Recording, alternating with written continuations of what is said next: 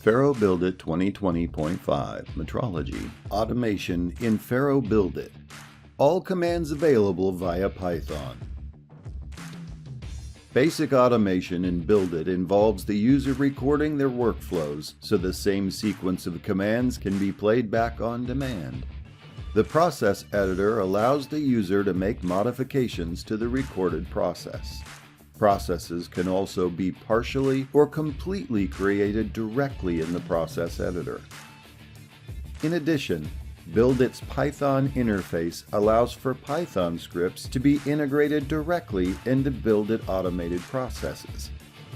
In BuildIT 2020.5, the Python interface has now been expanded to allow running all BuildIT commands directly from the Python script.